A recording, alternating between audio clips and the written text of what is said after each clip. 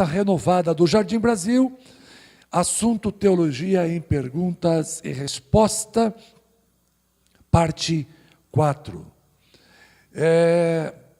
A primeira questão de hoje é a seguinte: podemos colocar seguranças armados na igreja, na casa de um crente, ou na nossa sala de reuniões, na igreja? Podemos ter seguranças armadas ou isso é falta de fé? Os irmãos acham? Podemos ou não podemos? Há quem argumente, mas se Deus é por nós, quem será contra nós, pastor? Será que tem essa necessidade de ter armas? Irmãos, as coisas que o homem pode e deve fazer, Deus não faz. Vamos começar respondendo por aqui. As coisas que o homem pode e deve fazer, Deus não faz. Então, por exemplo, você compra uma casa, está lá a fechadura e você não passa a chave, porque você diz, se Deus é por nós, quem será contra nós? O ladrão não vai entrar aqui, quando ele pôr a mão aqui vai ser eletrocutado. Não vai, irmãos. Se o ladrão descobrir que a sua porta não está trancada, ele vai abrir a porta e vai entrar, e vai roubar, e vai acabar com você. Por quê? O que o homem pode e deve fazer, Deus raramente faz. Raramente. Geralmente não faz. Né? Então, é importante, sim, quando há necessidade, tomar todas as medidas de segurança, inclusive manter guardas armados, assim como nós temos policiais, né? Na rua, armados. Nós podemos ter guarda armados em nossa igreja, em nossa casa, dependendo se o crente for rico, ou for um juiz, né, um promotor de justiça, que está com a vida em risco, pode ter sim pessoas armadas. Vamos ver o que a Bíblia afirma sobre policiais e guardas, né? Neemias capítulo 4, versículos 8 e 9. E depois nós vamos ler Romanos capítulo 13, versículo 4. Olha só. Todos juntos planejaram atacar Jerusalém e causar confusão. Mas nós oramos ao nosso Deus e colocamos guardas de dia e de noite para proteger-nos deles. Então, o trabalho que estava sendo realizado por Neemias estava sob risco. Havia pessoas maldosas que planejaram atacar Jerusalém. E eles colocaram guardas dia e noite para proteger. Se é para proteger alguém ou algo de um ataque, esse ser deve estar armado. Como é que eu vou me proteger de alguém que vai me atacar? Quem vem me atacar, não vai vir me atacar desarmado. Quem vem me atacar, vai vir me atacar com pedras, espadas, faca, revólver, canhão, seja o que for. E se eu vou colocar guardas, esses guardas precisam responder com fogo de porte igual, do mesmo nível. Ah, pastor, mas não é errado isso, o crente é armado, mesmo ele vai se defender, mas vai acabar ferindo alguém, né?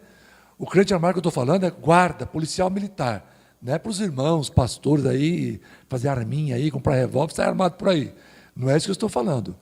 Isso aí é perigoso porque vai acabar alimentando o crime. O crime organizado, sabendo que você tem arma, vai entrar na sua casa com fator surpresa e vai tomar a tua arma.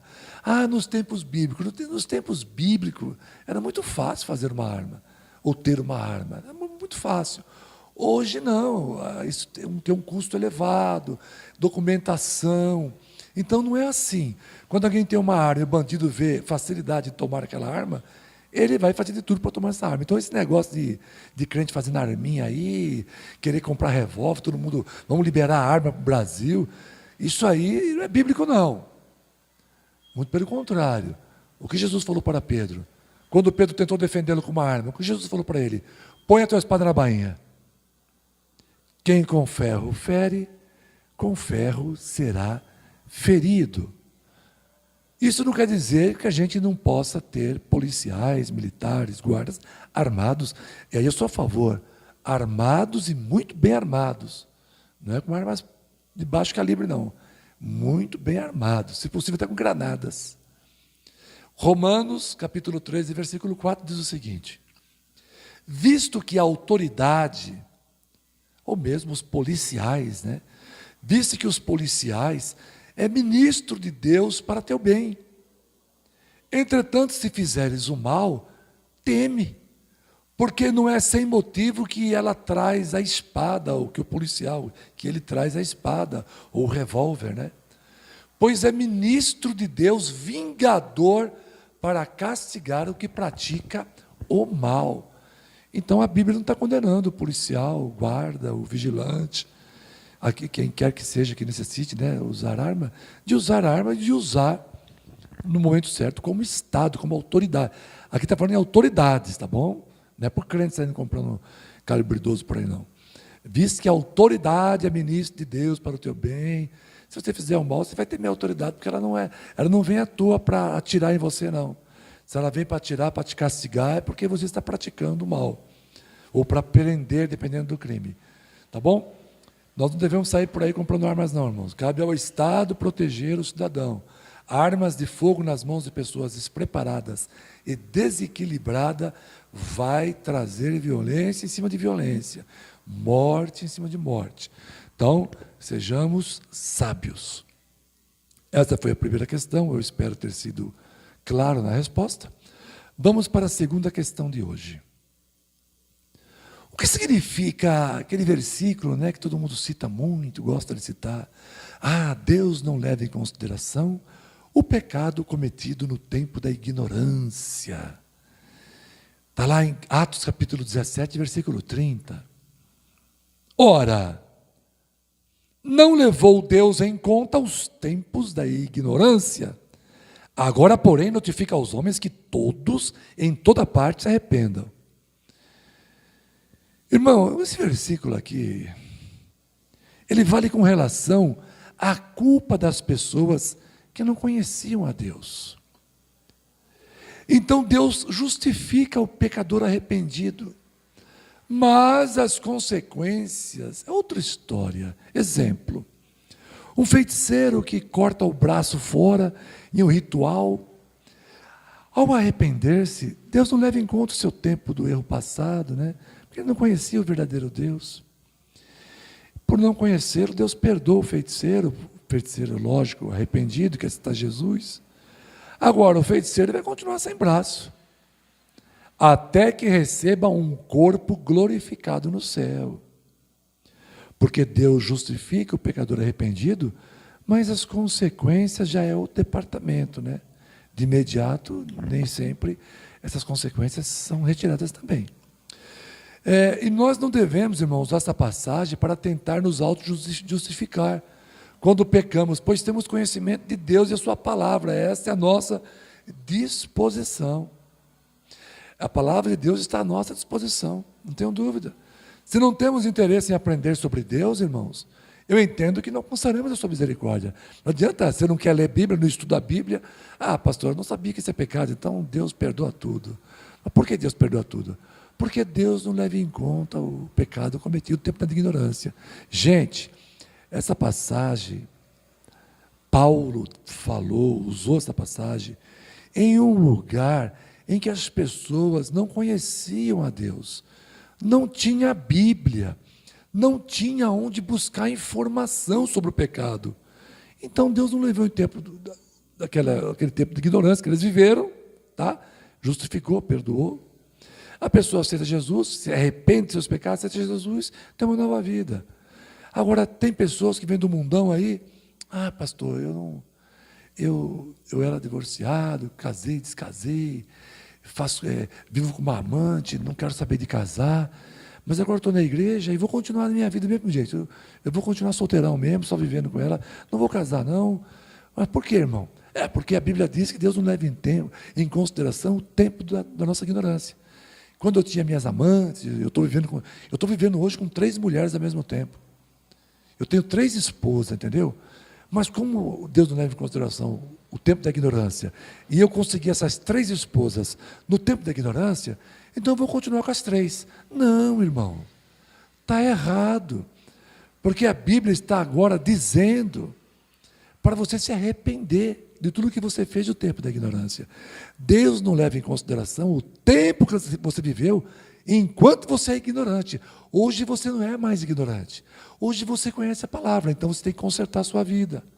Tem que largar essas 3 mulheres, ou 2, se você é casado com uma. Não pode imaginar que essa passagem está ratificando o pecado das pessoas. Então é muito comum algumas pessoas citarem isso aqui, porque querem continuar uma vida de pecado. Está errado, tá bom? Então, para quem está chegando agora, são questões teológicas que nós estamos tratando aqui. São perguntas e respostas, tá? Na nossa escola bíblica. Vamos lá.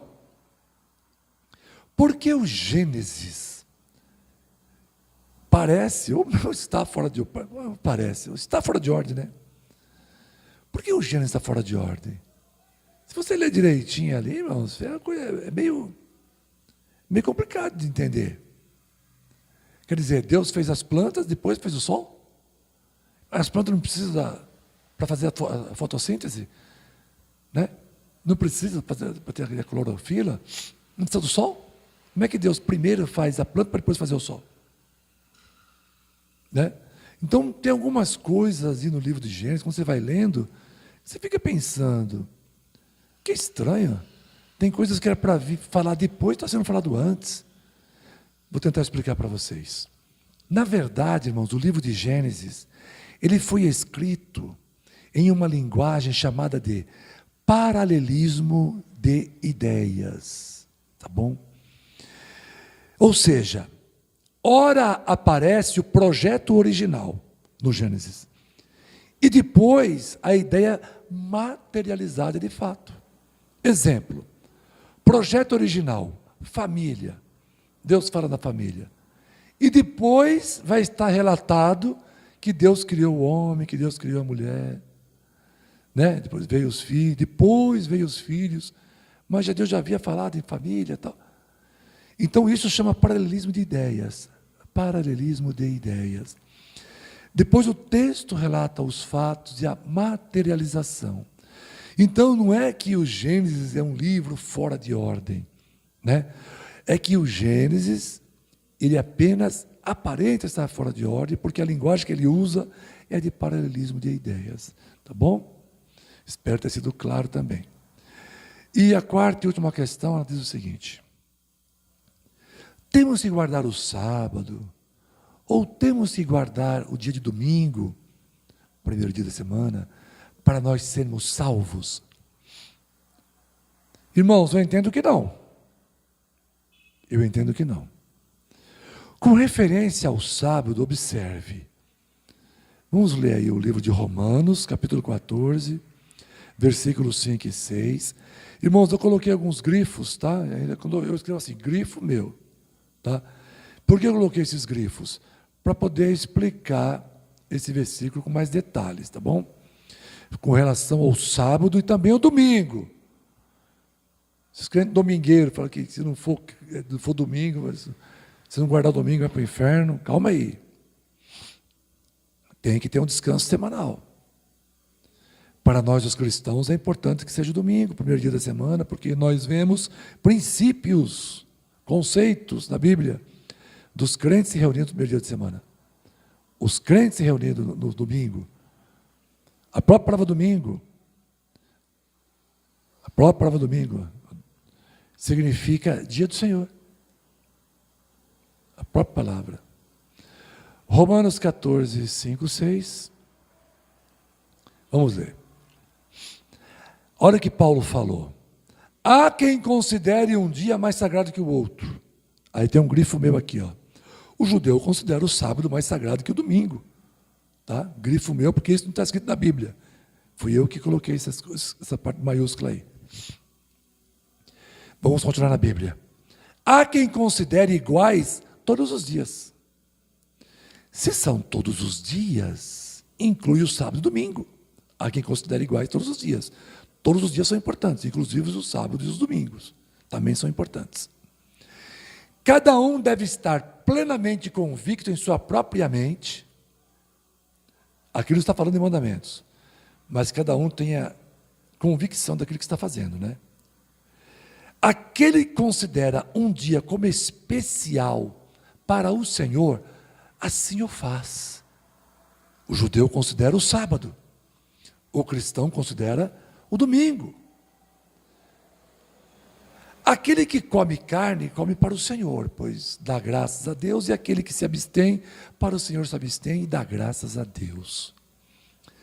Paulo falou até em glutonaria, irmãos, em suas listas de pecados que a humanidade cometeria. Mas Paulo nunca colocou o sábado ou o domingo como algo que a igreja iria deixar de praticar. Nunca falou sobre isso. Paulo relacionou um monte de pecado. Falou várias coisas. Os mentirosos, os efeminados, né? Os homossexuais.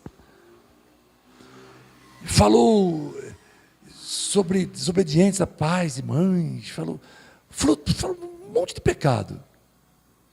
Mas não falou do sábado. Não falou do domingo. E tem igreja aí dizendo que se você não guardar o sábado, você vai para os quintos dos infernos. Por quê?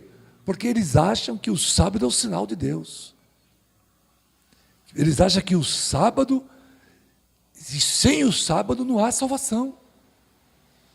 Para eles é assim, irmãos. Agora, o que Paulo falou aqui? Tem gente que considera os dias todos iguais. Se você acha que um dia é importante, você quer oferecer a Deus, faça isso. Porque para você aquele dia é importante.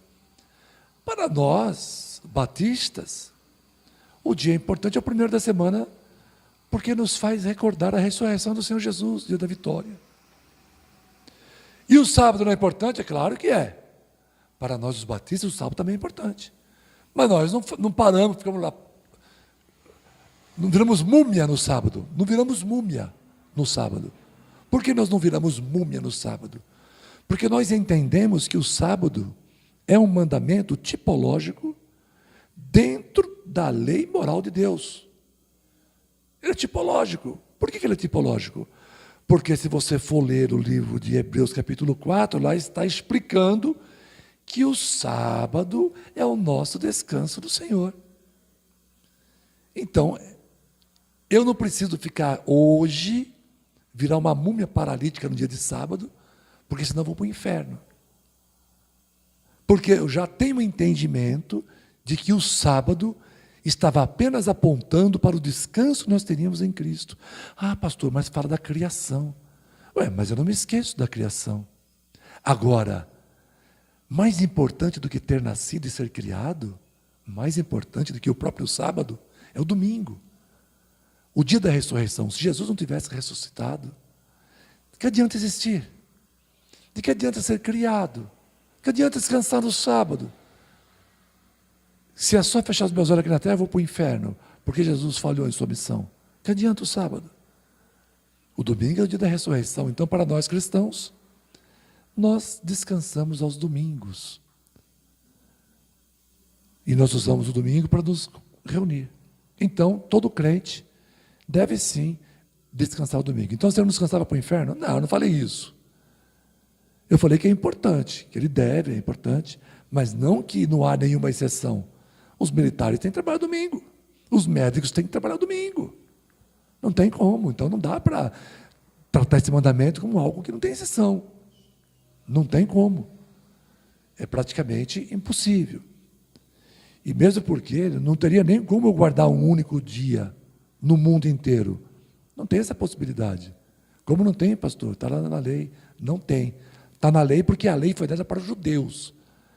A lei não foi dada para mim e para vocês. A lei foi dada para os judeus. Se você for ler lá no Velho Testamento, você vai encontrar em tudo quanto é lado.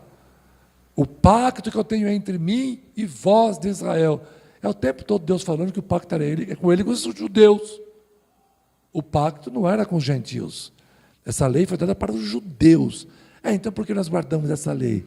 O que está repetido no Novo Testamento, nós guardamos. Se não está, e houve, nós não guardamos. E até tem coisa que houve mudança. Se você for lá ler Não tem aí. Colossenses capítulo 2, versículo 17. Se você for lá ler, Colossenses 2, 17, está escrito lá. A ninguém julgueis por causa dos sábados. Estão entendendo, irmãos? Provavelmente já tinha judeu lá, gente lá já querendo condenar os gentios, a igreja, porque não estava guardando o sábado. E Paulo falou, não julgue ninguém porque não está guardando o sábado. E o livro de Romanos aqui que nós lemos, né, Diné? Nós lemos aqui, está explicando. Tem pessoas que julgam os dias todos iguais. Né? Cada um deve estar plenamente convicto em sua própria mente, e aquele que considera um dia como especial para o Senhor, assim o faz. Ou seja, eu não vou condenar os meus irmãos batistas do sétimo dia, porque tem isso aí, sabia? Tem essa aberração aí, né, que inventaram aí, né? Batista do sétimo dia. A entender, né, irmãos? Mas tudo bem, existe. Mas eu não vou condená-los ao fogo eterno, porque eles estão guardando o sábado lá. Não. O apóstolo Paulo falou, cada um deve ter plenamente convicto em sua própria mente, aquele que considera um dia como especial para o Senhor, assim o faz. Se eles consideram que é o sábado e está fazendo isso para agradar a Deus, que o faça. Mas se eu achar que tem que ser a terça-feira, eu vou fazer a terça-feira. Não tem que ser o sétimo dia? É meu sétimo. Prova. Quarta, quinta, sexta, sábado, domingo, segunda, terça, sétimo dia. O que é mais importante, a palavra? Sábado ou o sétimo dia? É o sétimo dia. Qualquer dia depois de 6 trabalhar é o sétimo dia. Então estou descansando no meu sétimo dia. Ou vocês não sabiam que os pastores desta igreja, muito conhecida, que guarda o sétimo dia, não descansam no sétimo dia? Vocês não sabiam? Eles descansam, pelo que um próprio adventista me falou, eles descansam na segunda-feira. Ou no domingo. Portanto, irmãos, cada um deve estar plenamente convicto em sua própria mente. Aquele que considera um dia como especial para o Senhor, assim o faz. Se é o sábado, se é o domingo, ou se trabalha como segurança, trabalha, é feirante, às vezes não tem condição, né? Vai descansar na segunda-feira, fazer o quê? Achar de trabalhar? Não tem como. Por ilação e pela leitura bíblica, nós entendemos ser o sábado representante das leis tipológicas. Acabou. Dentro do decálogo, que na verdade era uma síntese dos 613 mandamentos. Irmãos, presta atenção. Presta atenção. Se não me falha a memória, somente 207 mandamentos são possíveis de ser observados pelos judeus. Eles têm 613 mandamentos. Eles só conseguem guardar 207. Imagine se a gente dependesse de guardar todos os mandamentos para ser salvo, incluindo o sábado. Faça-me um favor. Vamos ser crentes, mas não vamos ser loucos, né? Vamos seguir a Deus, servir a Jesus, conforme os ensinos da sua santa e gloriosa palavra. Amém? Assim encerramos então a nossa escola bíblica e esse período também de oração. Nós vamos nos colocar em pé nesse momento, vamos agradecer ao Senhor.